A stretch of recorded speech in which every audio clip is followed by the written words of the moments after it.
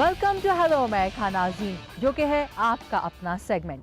آج کا سوال ہمیں بھیجا ہے اسلام آباد سے روبینہ نے، جو کہ پرنسپل ہیں بصارت سے محروم افراد کے لیے ایک تعلیمی ادارے کی۔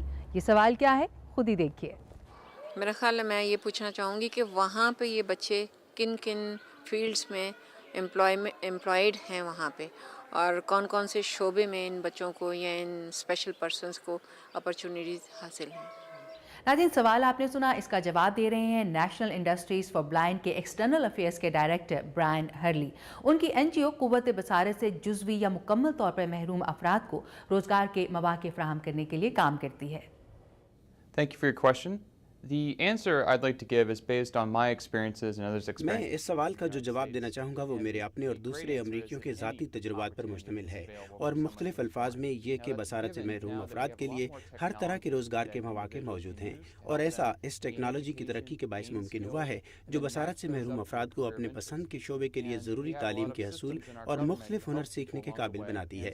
جب ایسے افراد ہمارے اداروں میں سے کسی ایک کے ساتھ منسلک ہوتے ہیں تو ہم ان کی صلاحیتیں بڑھانے پر کام کرتے ہیں تاکہ وہ ترقی کر کے لیڈرشپ رولز پر فائز ہو سکیں۔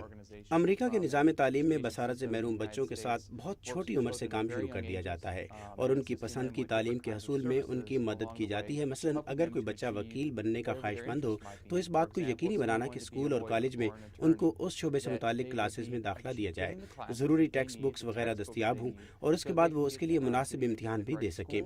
And then when they get out of school and graduate and achieve their education goals, پھر تعلیمی گولز حاصل کر لینے کے بعد جب یہ فرد کسی بھی ادارے میں ملازمت شروع کرتا ہے تو اسے اس کا ادارہ ٹیکنالوجی سمیت تمام سہولتیں مہیا کرتا ہے جن کی مدد سے وہ اپنے روزمرہ کے امور سر انجام دے سکے، اور تمام اداروں کا اس بات پر اتفاق ہے کہ وہ ایسے افراد کو اپنے ملازمتی امور سر انجام دینے کے لیے ضروری سہولیات مہیا کریں۔